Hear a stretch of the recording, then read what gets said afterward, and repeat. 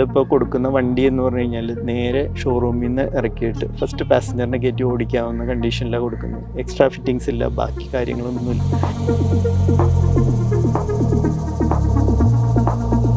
Customer is the king എന്ന് പറയുന്ന പോലെ രാജാവാണ്. ഓട്ടോ ഓടിക്കുന്ന ആളാണ് രാജാവ്. അവർ ഒരു സ്റ്റാൻഡിൽ ഒരു ഓട്ടോക്കാരൻ തുടങ്ങി വെച്ചാൽ തന്നെ അതൊരു വിപ്ലവമായി.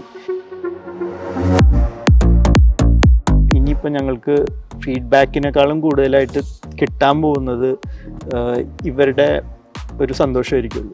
ഞങ്ങളുടെ ലക്ഷ്യം എന്ന് പറഞ്ഞു കഴിഞ്ഞാൽ പ്രൊഡക്റ്റ് റിഫൈൻ ചെയ്ത് കൊണ്ടുവരിക എന്നുള്ളതായിരുന്നു. അതിന് വേണ്ടിയിട്ട് 6 വർഷമായി കിടന്ന് 12 മണിക്കൂറിനുള്ളിൽ കേരളത്തിൽ എവിടെ ഏത് പ്രോബ്ലം ഉണ്ടെങ്കിലും സോൾവ് ചെയ്ത് കൊടുക്കാം എന്നുള്ളതാണ് ഞങ്ങളുടെ വിശ്വാസം. ഇതിന് വരുന്നത് 3,65,000 രൂപയ്ക്കാണ് ഇപ്പോൾ കേരളത്തിൽ മൊത്തം ഞങ്ങൾ on the road price fix ചെയ്തിട്ടുള്ളത്. നമ്മൾ ഇതിൻ്റെ ഒരു പാർട്ടിന് വേണ്ടിയിട്ട് വിദേശത്ത് നിന്ന് വരാൻ വേണ്ടി വെയിറ്റ് ചെയ്യേണ്ട കാര്യമില്ല. വാഹനങ്ങൾ ഡീസലും പെട്രോളും സ്വിച്ച് ചെയ്ത് ഇപ്പോൾ ഇലക്ട്രിക്കിലോട്ട് മാറിക്കൊണ്ടിരിക്കുകയാണ്. ഇലക്ട്രിക് ഒരു വാഹനം നിർമ്മിക്കുമ്പോൾ എന്തുകൊണ്ട് കാറും ബൈക്കും അല്ലാതെ അല്ലെങ്കിൽ 2 വീലറും അല്ലാതെ ഒരു 3 വീലറിലോട്ട് മാറാനുള്ള ഒരു ചിന്ത എങ്ങനെയാണ് വന്നത്? ഈ ലാസ്റ്റ് മൈൽ കണക്ടിവിറ്റി എന്ന് പറയുന്നത് വലിയ പ്രധാനപ്പെട്ട കാര്യമാണ്. കാരണം കാറില്ലാത്തവരും ബൈക്കില്ലാത്തവരും എല്ലാവർക്കും ട്രാവൽ ചെയ്യാനായിട്ട് ഏറ്റവും താഴെ തട്ടിൽ എന്നാൽ ഏറ്റവും മാസമായിട്ട് ആൾക്കാർ ഉപയോഗിക്കുന്നതും ഏറ്റവും ഇടുങ്ങിയ സ്ഥലങ്ങളിൽ പോയി കാര്യങ്ങൾ നടത്താനുള്ളതുമായിട്ടുള്ളൊരു സാധനമാണ് ഓട്ടോറിക്ഷ എന്ന് പറയുന്നത്. അപ്പോൾ നമ്മൾ അവിടെ ഒരു സ്ലോട്ട് നമ്മൾ കണ്ടു, ആ സ്ലോട്ട് പ്രയോജനപ്പെടുത്താമെന്ന് വിചാരിച്ച് ഒരുപാട് പേർക്ക് ജോലി കിട്ടുന്ന കാര്യമുണ്ട്. അങ്ങനെ ആ ഒരു സെഗ്മെൻറ്റിലേക്ക് മാത്രം ഒരു സ്പേസ് കണ്ടുകൊണ്ട് ഞങ്ങൾ അതിലേക്ക് കടന്നു. ഇപ്പോൾ രാജ്യത്ത് നോക്കുകയാണെങ്കിൽ ഒരുപാട് വാഹന നിർമ്മാതാക്കൾ ഇലക്ട്രിക്കിലേക്ക് മാറി. അപ്പം എന്താണ് ഈ ഒരു ഓട്ടോയും മറ്റു ഓട്ടോകളും തമ്മിലുള്ള ഒരു പ്രധാന വ്യത്യാസമായിട്ട് ചൂണ്ടിക്കാണിക്കാനുള്ളത്? പ്രധാന വ്യത്യാസം എന്ന് പറഞ്ഞു കഴിഞ്ഞാൽ ഇതിൻ്റെ ടെക്നോളജി തന്നെയാണ് പ്രധാന വ്യത്യാസം. ഞങ്ങൾ ഇ സ്മാർട്ട് എന്നാണ് ഇതിന് പേരിട്ടിട്ടുള്ളത്. അപ്പോൾ ഈ സ്മാർട്ട് എന്ന് പേരിടാനുള്ള കാരണം എന്താണെന്ന് വെച്ച് കഴിഞ്ഞാൽ എല്ലാ രീതിയിലും സ്മാർട്ടായിരിക്കണം എന്നുള്ള രീതിയിലാണ്. അപ്പോൾ ഏറ്റവും ഇത് ഉപയോഗിക്കുന്ന ആളുടെ കംഫർട്ട്സ്, ഡ്രൈവറുടെ കംഫർട്ട്സ് തൊട്ട് പാസഞ്ചേഴ്സിൻ്റെ കംഫർട്ട്സ്, അങ്ങനെയുള്ള പല കാര്യങ്ങളും നമ്മൾ നോക്കുമ്പോൾ ഞങ്ങളുടെ സസ്പെൻഷൻ ട്യൂൺ ചെയ്യാൻ തന്നെ ഞങ്ങൾ ഏകദേശം 1 വർഷത്തോളം സമയം എടുത്തിട്ടുണ്ട്. അതുപോലെ തന്നെ ഇതിൻ്റെ സേഫ്റ്റിക്ക് വേണ്ടിയിട്ടുള്ള ഫീച്ചേഴ്സ്, ഇപ്പോൾ ഫ്രണ്ടിൽ ഡ്യുവൽ ഷോക്ക് അബ്സോർബേഴ്സ്, പിന്നെ ഫ്രണ്ടിൽ ബ്രേക്ക്, ഡിസ്ക് ബ്രേക്ക്, പിന്നെ ക്രിയേച്ചർ കംഫർട്ടാണെന്നുണ്ടെങ്കിൽ ഫുൾ കളർ സ്ക്രീനായിട്ടുള്ള ഡിസ്പ്ലേ, അത് മൾട്ടി ഫങ്ഷണലാണ്. ഒരുപാട് ഇൻഫർമേഷൻ അതിൽ നിന്ന് തന്നെ കിട്ടും. ചെറിയ ചെറിയ പ്രോബ്ലംസ് വരുന്നത്, ഇപ്പോൾ നമ്മുടെ മൊബൈലൊക്കെ ഹാങ് ആവുന്ന പോലത്തെ എന്തെങ്കിലും ഇഷ്യൂസ് ഉണ്ടെങ്കിൽ അത് തന്നെ താനെ റെക്ടിഫൈ ചെയ്യും. അപ്പോൾ ടെക്നോളജിക്കലി ഞങ്ങൾ ഒരുപാട് അഡ്വാൻസ്ഡ് ആണ്. മാത്രമല്ല ഈ റെട്രോഫിറ്റ്മെൻറ്റ് AC നിന്ന് തുടങ്ങിയതുകൊണ്ട് ഞങ്ങൾക്ക് ഒരു 25 ലക്ഷം കിലോമീറ്ററെങ്കിലും ഞങ്ങൾക്ക് എക്സ്പീരിയൻസ് ഉണ്ട്. ആ എക്സ്പീരിയൻസ് മുഴുവൻ ഞങ്ങൾക്ക് കിട്ടിയിട്ടുള്ളത് ഞങ്ങളുടെ ടെസ്റ്റിംഗ് ടീമിൽ നിന്നല്ല, എൻഡ് യൂസേഴ്സിൻ്റെ അടുത്ത് നിന്നാണ്.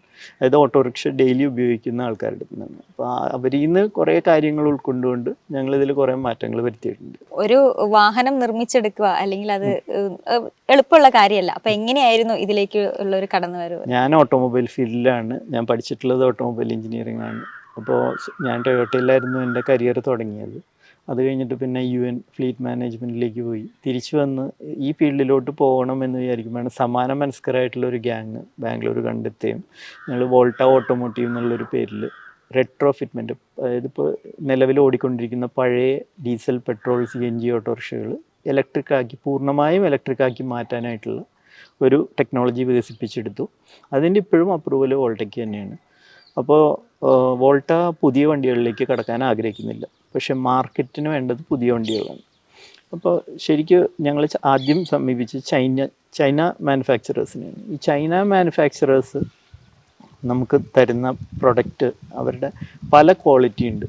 അപ്പോൾ ഏറ്റവും നല്ല ക്വാളിറ്റി ആണെന്നുണ്ടെങ്കിൽ വില കൂടും, ഏറ്റവും മോശം ക്വാളിറ്റി ആണെങ്കിൽ വില കുറയും, സ്വാഭാവികമായിട്ടുള്ള കാര്യമാണ്. അപ്പോൾ ചൈനീസ് ഉൽപ്പന്നങ്ങൾ ഇവിടെ വന്ന് പലതും ഫെയിലായി. ഈ ഫെയിലായിക്കൊണ്ടിരിക്കുമ്പോഴാണ് ഞങ്ങൾക്ക് ചിന്ത വന്നത്, എങ്കിൽ പിന്നെ എന്തായാലും ഗവൺമെൻറ് ആണെങ്കിൽ എല്ലാ തവണയും നോംസ് സ്ട്രിക്റ്റ് ആക്കിക്കൊണ്ടിരിക്കുന്നു. കാരണം ഗഡ്കരിജിക്കുള്ളൊരു നിർബന്ധം എന്താണെന്ന് വെച്ച് കഴിഞ്ഞാൽ നമ്മളെപ്പോഴും വേൾഡ് ക്ലാസ് ആയിരിക്കണം എല്ലാ കാര്യത്തിലും, എങ്കിലോ നമ്മളുടെ ഇന്ത്യയിൽ തന്നെ എല്ലാം നിർമ്മിക്കണം എന്നുള്ളതാണ്. അപ്പോൾ ഞങ്ങൾ നോക്കുമ്പോൾ നിയമങ്ങൾ ആ വഴിക്കാണ് പോയിക്കൊണ്ടിരിക്കുന്നത്. അപ്പോൾ നിയമങ്ങൾ പോകുന്നതിന് ഒരു പടി മുന്നേ ആയിട്ട് നമ്മളുടെ നാട്ടിലെ വണ്ടി നമ്മൾ തന്നെ ഉപയോഗിക്കുന്നത്, ഇതിൻ്റെ സെല്ലുകൾ ഒഴിച്ച് ബാക്കിയെല്ലാം, സെല്ലുകൾ ഇന്ത്യയിൽ മാനുഫാക്ചറിങ് ഇല്ലാത്തതുകൊണ്ട് സെല്ലുകൾ ഒഴിച്ച് ബാക്കിയെല്ലാം പൂർണ്ണമായിട്ടും ഇന്ത്യയിൽ തന്നെ നിർമ്മിക്കുന്നതാണ്. ഇപ്പോൾ ഒരു ഓട്ടോ തന്നെ ആയതുകൊണ്ട് ഇതിന്റെ പ്രൈസും ഒരു പ്രത്യേകതയാണ്, അല്ലെങ്കിൽ പ്രാധാന്യം അറിയിക്കുന്നത്. അപ്പം ഇപ്പോൾ റോഡിലോട്ട് ഇറങ്ങുമ്പോൾ ഇത് എത്ര പ്രൈസ് ആവും ഏകദേശം? ഇതിന് വരുന്നത് 3,65,000 രൂപയ്ക്കാണ് ഇപ്പോൾ കേരളത്തിൽ മൊത്തം ഞങ്ങൾ on the road price fix ചെയ്തിട്ടുള്ളത്. ഈ വില ഞങ്ങൾ കൂട്ടാൻ ഉദ്ദേശിക്കുന്നില്ല. മറ്റുള്ള കമ്പനികളെല്ലാം ഫെയിം 2 എന്ന് പറയുന്ന സബ്സിഡി അവസാനിക്കുകയാണ്. ഈ അവസാനിക്കുമ്പോൾ ഒരു 20,000 മുതൽ 40,000 രൂപ വരെ ബാക്കിയുള്ള കോമ്പറ്റീറ്റിംഗ്, ഇപ്പോൾ പിയാജി ആയിക്കോട്ടെ, മഹീന്ദ്ര ആയിക്കോട്ടെ, എല്ലാത്തിനും വില കൂടും. അപ്പോഴും നമ്മൾ ഈ 365 എന്ന് പറഞ്ഞ വില തീരുമാനിക്കാനുള്ള കാരണം എൻഡ് യൂസർ ഒരാൾ അയാളുടെ സ്വയം തൊഴിൽ കണ്ടെത്താൻ വേണ്ടിയിട്ടാണ് അത് ചെയ്യുന്നത്. അപ്പോൾ അയാൾക്കൊരു കാറിൻ്റെ വില കൊടുത്തിട്ട് വാങ്ങിക്കാൻ പറ്റില്ല. അപ്പോൾ നമ്മൾ ഇത്രയും കാലത്തെ ടെസ്റ്റിങ്ങും മറ്റു കാര്യങ്ങളുമൊക്കെ നമ്മൾ പഠിച്ചത് നമ്മളൊരു പ്രാക്ടിക്കലായിട്ടൊരു പ്രൊഡക്റ്റാക്കി നമ്മൾ കൊടുക്കുമ്പോൾ ഒരു ബുദ്ധിമുട്ടും വരരുത്. ഇപ്പോൾ ഞങ്ങളിപ്പോൾ കൊടുക്കുന്ന വണ്ടി എന്ന് പറഞ്ഞു കഴിഞ്ഞാൽ നേരെ ഷോറൂമിൽ നിന്ന് ഇറക്കിയിട്ട് ഫസ്റ്റ് പാസഞ്ചറിനെ കയറ്റി ഓടിക്കാവുന്ന കണ്ടീഷനിലാണ് കൊടുക്കുന്നത്. എക്സ്ട്രാ ഫിറ്റിങ്സ് ഇല്ല, ബാക്കി കാര്യങ്ങളൊന്നുമില്ല. ബേസിക്കായിട്ട് വേണ്ട കാര്യങ്ങളെല്ലാം ഏറ്റവും പുതിയ ടെക്നോളജിയിൽ ഏറ്റവും യൂസർ ഫ്രണ്ട്ലി ആയിട്ടുള്ള രീതിയിൽ തന്നെ ഞങ്ങൾ ഇതിൽ ക്രമീകരിച്ചിട്ടുണ്ട്. എങ്ങനെയാണ് ഇപ്പൊ ചേട്ടൻ പറഞ്ഞു ചേട്ടൻ്റെ ഒരു ആഗ്രഹം അങ്ങനെ കുറച്ച് കഷ്ടപ്പാടിലൂടെ, അപ്പം ഇതിന് ഒരു ഗ്യാങ് ഉണ്ടായിരുന്നു പറഞ്ഞു, ആ ഗ്യാങ്ങിനെ കുറിച്ച് പറയും. ഈ ഗ്യാങ് എന്ന് പറഞ്ഞു കഴിഞ്ഞാൽ ഇതേ സെയിം പാഷൻ വെച്ചുകൊണ്ട് പോകുന്ന ഗ്യാങ്ങാണ്. അപ്പോൾ ഞങ്ങൾക്ക് ഈ പറയുന്ന ഞങ്ങളുടെ ലക്ഷ്യം എന്ന് പറഞ്ഞു കഴിഞ്ഞാൽ പ്രൊഡക്റ്റ് റിഫൈൻ ചെയ്ത് കൊണ്ടുവരിക എന്നുള്ളതായിരുന്നു. അതിന് വേണ്ടിയിട്ട് 6 വർഷമായി കിടന്ന് ഈ പറയുന്ന R&Dയിൽ തന്നെ ഞങ്ങൾ 5 വർഷം തികച്ചും R&Dയിൽ തന്നെ ഞങ്ങൾ ഇത് കണ്ടിന്യൂ ചെയ്തു. അതിനുശേഷം ഫൈനൽ അപ്രൂവൽസ് വേണമായിരുന്നു, അറായിയുടെ അപ്രൂവൽ, അങ്ങനെയുള്ള അപ്രൂവൽ എല്ലാം ഇതായി. അങ്ങനെ ഇപ്പോൾ പാസഞ്ചർ മോഡലും കാർഗോ മോഡലും വിൽക്കാനായിട്ട് റെഡിയാണ്. ഇപ്പോൾ ഷോറൂമുകൾ ഇവിടെ തുടങ്ങാൻ, ഇപ്പോൾ ഫസ്റ്റ് ഷോറൂം മിക്കവാറും എറണാകുളത്തായിരിക്കും, പിന്നെ ആലപ്പുഴ, കൊടുങ്ങല്ലൂർ, അതൊക്കെയാണ് ഇപ്പോൾ നമ്മൾ ഷോറൂമിന് ലൊക്കേറ്റ് ചെയ്തിട്ടുള്ള സ്ഥലങ്ങൾ. ബാക്കിയുള്ളിടത്തെല്ലാം ഡീലർമാരെ അന്വേഷിച്ചുകൊണ്ടിരിക്കുന്നു. അടുത്ത മാസം ലോഞ്ച് ഉണ്ടാവും. അത് കഴിഞ്ഞാൽ ഉടനെ തന്നെ നമ്മളുടെ സെയിൽ തുടങ്ങുകയാണ്. നമ്മുടെ രാജ്യത്തിന് ഒരു പ്രത്യേകത എന്ന് വെച്ചിട്ടുണ്ടെങ്കിൽ ഇപ്പം ഇലക്ട്രിക് യുഗത്തിലേക്കുള്ള ഒരു വേലാണ്. അപ്പം ചാർജിങ് പോയിന്റുകളുടെ കുറവുകളും അങ്ങനത്തെ കാര്യങ്ങളൊക്കെ ആൾക്കാർക്ക് ഒരു കൺസേൺ ആണ്.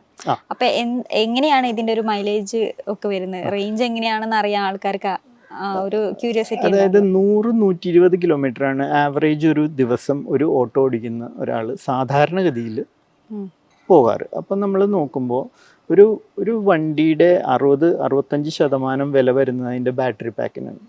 അപ്പോൾ സ്വാഭാവികമായിട്ടും ഒരാളുടെ ഉപയോഗം നമ്മളത് 120 കിലോമീറ്റർ 130 കിലോമീറ്റർ കണക്കാക്കിയിട്ട് ആ രീതിയിലാണ് നമ്മൾ ഇതിൻ്റെ പവർ മീൻസ് ബാറ്ററി പാക്ക് നമ്മൾ പ്ലാൻ ചെയ്തിട്ടുള്ളത്. അപ്പോൾ 157-160 കിലോമീറ്റർ വരെ ഞങ്ങൾക്ക് ടെസ്റ്റിങ്ങിൽ ഇത് കിട്ടിയിട്ടുണ്ട്. പക്ഷേ ഒരു ആൾ 3 പാസഞ്ചേഴ്സിനെയും വെച്ച് അവരുടെ ലഗേജും വെച്ച് ഒരു ദിവസം ഓടിക്കുമ്പോൾ 130 മുതൽ 140 കിലോമീറ്റർ വരെ ഒരു ചാർജിൽ ഇത് കിട്ടും. നമ്മളിപ്പോൾ കൊടുത്തുകൊണ്ടിരിക്കുന്ന 3 കിലോ വാട്ടിൻ്റെ ചാർജറാണ്.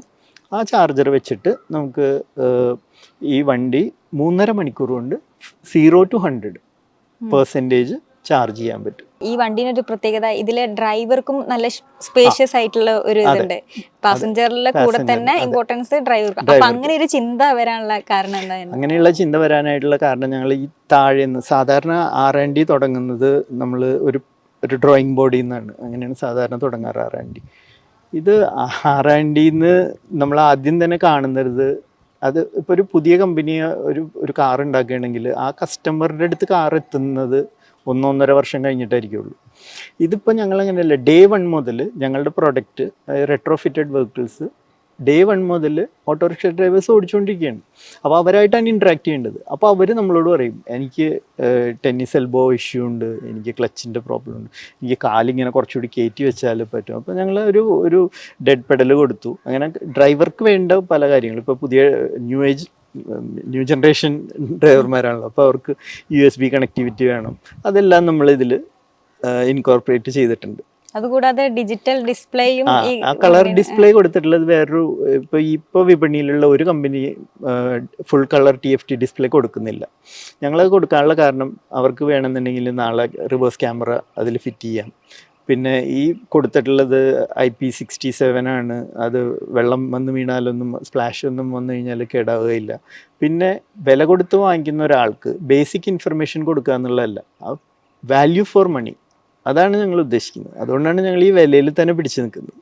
എങ്കിലോ മറ്റുള്ളതിനേക്കാളും ഒരു പടി മുകളിലായിരിക്കണം എന്നുള്ളൊരു ചിന്ത. നമ്മൾ എന്ത് കാര്യം ചെയ്യുമ്പോഴും സ്വാഭാവികമായിട്ടും നമുക്കത് ഉണ്ടാവേണ്ടതാണല്ലോ. ഈ ഓട്ടോ ഫുള്ളി മേക്ക് ഇൻ ഇന്ത്യയാണ്. അതെ. അപ്പം എങ്ങനെയാണ് ഇതിന്റെ പ്രൊഡക്ഷൻ മറ്റു കാര്യങ്ങളൊക്കെ? പ്രൊഡക്ഷൻ നടന്നുകൊണ്ടിരിക്കുന്നത് ജിഗ്നിയിലാണ്, ബാംഗ്ലൂരാണ്. DSR എന്ന് പറയുന്ന ഗ്രൂപ്പിൻ്റെ കീഴിലുള്ള DSR എക്കോ മൊബിലിറ്റിയാണ്, EV മൊബിലിറ്റിയാണ് ഞങ്ങളുടെ പാരൻറ്റ് കമ്പനി.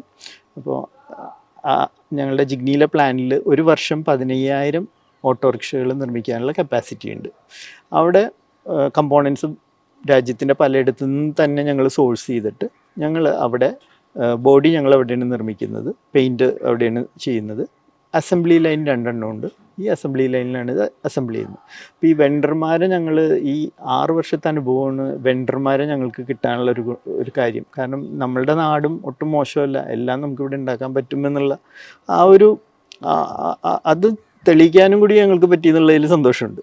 കാരണം ഇപ്പോൾ നമ്മൾ ചൈനയിൽ നിന്ന് തൈവാനിൽ നിന്ന് ബാറ്ററി കൊണ്ടുവന്നു, ചൈനയിൽ നിന്ന് മോട്ടോർ കൊണ്ടുവന്നു എന്ന് പറയുന്നതിനേക്കാളും നല്ല നമ്മളെ നാട്ടിൽ തന്നെ ഉണ്ടാക്കിയ എന്ന് പറയുമ്പോൾ കിട്ടുന്ന ആ ഒരു അഭിമാനം ഉണ്ടല്ലോ, അതൊരു വലിയ കാര്യമാണ്, അതൊരു എനർജിയാണ് ഞങ്ങൾക്ക്. ഇപ്പോൾ ഇതൊക്കെ അറിയുമ്പോൾ ഈ വീഡിയോ കാണുന്ന ഒരുപാട് പേർക്ക് ഈ ഓട്ടോ എങ്ങനെ വാങ്ങാം അല്ലെങ്കിൽ എങ്ങനെ ആളിലേക്ക് എത്താം എന്നുള്ളൊരു ആഗ്രഹമുണ്ട്. അപ്പോൾ എങ്ങനെയാണ് ഈ ഓട്ടോൻ്റെ ഡീലർഷിപ്പും മറ്റു കാര്യങ്ങളൊക്കെ? എൻ്റെ കോൺടാക്ട് നമ്പർ ഞാൻ തരാം, ഇമെയിൽ ID ഞാൻ തരാം. തൽക്കാലം ഇപ്പോൾ എന്നെ ബന്ധപ്പെട്ടാൽ മതി. ഓൾ ഓവർ കേരള 75 കിലോമീറ്റർ റേഡിയസിൽ ഒരു ടച്ച് പോയിന്റ്, അതാണ് ഞങ്ങളുടെ. കാരണം 120, 130, 140 കിലോമീറ്ററാണ് നമ്മളുടെ റേഞ്ച് എങ്കിൽ പോലും ഒരു 75 കിലോമീറ്റർ ഓടുമ്പോഴേക്കും ഒരു ടച്ച് പോയിന്റ് വേണം. ആ ടച്ച് പോയിന്റിൽ എന്തെങ്കിലും ഒരു പ്രോബ്ലം വന്നു കഴിഞ്ഞാൽ അത് സോൾവ് ചെയ്യാൻ വേണ്ടിയിട്ട് റെഡിലി 12 മണിക്കൂറിനുള്ളിൽ കേരളത്തിൽ എവിടെ ഏത് പ്രോബ്ലം ഉണ്ടെങ്കിലും സോൾവ് ചെയ്ത് കൊടുക്കാം എന്നുള്ളതാണ് ഞങ്ങളുടെ വിശ്വാസം. അത് വെച്ച് തന്നെയാണ് ഞങ്ങൾ മുന്നോട്ട് പോകുന്നത്. നമ്മുടെ ഒരു നാടിൻ്റെ ഒരു പ്രത്യേകത നോക്കുകയാണെങ്കിൽ നിരത്തിൽ ഒരുപാട് കാറുകളും ബൈക്കുകളും ഒരുപാട് ബസ്സുകളും അങ്ങനെയൊക്കെ ഉണ്ട്. പക്ഷെ എന്നാലും കൂടുതലായിട്ട് സാധാരണക്കാർ യൂസ് ചെയ്യുന്നത് ഒരുപക്ഷെ ഓട്ടോയായിരിക്കാം. അപ്പം ഈ ഒരു ഓട്ടോ എങ്ങനെയായിരിക്കും കേരളത്തിൽ ഈ ഒരു ഓട്ടോ ഒരു വിപ്ലവം സൃഷ്ടിക്കാൻ പോകുന്നത്? കസ്റ്റമർ ഇസ് ദ കിങ് എന്ന് പറയുന്ന പോലെ രാജാവാണ്, ഓട്ടോ ഓടിക്കുന്ന ആളാണ് രാജാവ്. ഒരു സ്റ്റാൻഡിൽ ഒരു ഓട്ടോക്കാരൻ തുടങ്ങി വെച്ചാൽ തന്നെ അതൊരു വിപ്ലവമായി മാറും. കാരണം അവർ നോക്കുമ്പോൾ ഒന്നാമതേ നമ്മൾ ഇതിൻ്റെ ഒരു പാർട്ടിന് വേണ്ടിയിട്ട് വിദേശത്ത് നിന്ന് വരാൻ വേണ്ടി വെയിറ്റ് ചെയ്യേണ്ട കാര്യമില്ല. ഇത് കൊണ്ടുനടക്കാൻ മാർക്കറ്റ് പ്രൈസിനേക്കാളും ഒരു ഡീസൻ്റ് ആയിട്ടുള്ളൊരു എമൗണ്ട് കുറവാണ് എന്ന് വയ്ക്കുമ്പോൾ അതൊരു ഫാക്ടറാണ് അവരെ സംബന്ധിച്ചിടത്തോളം. പിന്നെ മുദ്രാ ലോണുകളുടെ സപ്പോർട്ട് അവർക്ക് കിട്ടും. അപ്പോൾ മറ്റുള്ള ഞങ്ങളിപ്പോൾ ഇത് non financing banking corporation companies കുറേ ആയിട്ട് ഞങ്ങൾ ഇത് ചെയ്തിട്ടുണ്ട്, ടൈപ്പ് ചെയ്തിട്ടുണ്ട്. അപ്പോൾ ഞങ്ങൾ തന്നെ ഫിനാൻസും ഇൻഷുറൻസും എല്ലാം ഞങ്ങൾ തന്നെ ഇത് ചെയ്ത് കൊടുക്കും അവർക്ക്. അപ്പോൾ ശരിക്കും പറഞ്ഞു കഴിഞ്ഞാൽ ആ വ്യത്യാസം ഞങ്ങൾ ഈ ഇത്രയും കാലം കഷ്ടപ്പെട്ടതിൻ്റെ വ്യത്യാസം ഇനിയിപ്പോൾ ഞങ്ങൾക്ക് ഫീഡ്ബാക്കിനേക്കാളും കൂടുതലായിട്ട് കിട്ടാൻ പോകുന്നത് ഇവരുടെ ഒരു സന്തോഷമായിരിക്കുള്ളൂ. അതിനു വേണ്ടിയിട്ടാണ് ഞങ്ങൾ ഇത്രയും വർക്ക് ചെയ്തിട്ടുള്ളത്. ഈ ഓട്ടോ ഡ്രൈവർമാരുടെ സന്തോഷമായിരിക്കുള്ളൂ. അതിനു വേണ്ടിയിട്ടാണ് ഞങ്ങൾ ഇത്രയും കഷ്ടപ്പെട്ടിട്ടുള്ളത്. കാരണം ഓട്ടോ ഡ്രൈവർ ഈക്വലി ഇമ്പോർട്ടൻ്റ് ആണ് പാസഞ്ചറിനോടൊപ്പം തന്നെ. പാസഞ്ചറിന് കംഫർട്ടും സ്പീഡും മാത്രമേ, അല്ലെങ്കിൽ ഡെസ്റ്റിനേഷൻ മാത്രമേ ഇതുള്ളൂ. പക്ഷേ ഞങ്ങളെ സംബന്ധിച്ചിടത്തോളം ഓട്ടോ ഡ്രൈവറാണ് ഞങ്ങളുടെ കസ്റ്റമർ. പിന്നെ സാറ്റിസ്ഫൈ ചെയ്യാതിരിക്കാൻ പറ്റില്ല. അപ്പോൾ ഒരു സ്റ്റാൻഡിൽ ഒരു ഓട്ടോ വന്നു കഴിഞ്ഞാൽ സ്വാഭാവികമായിട്ട് ഇതൊരു വിപ്ലവമായിട്ട് മാറും. അതാണ് ഇപ്പോൾ ഞങ്ങളുടെ മുന്നോട്ടുള്ള പ്ലാൻ.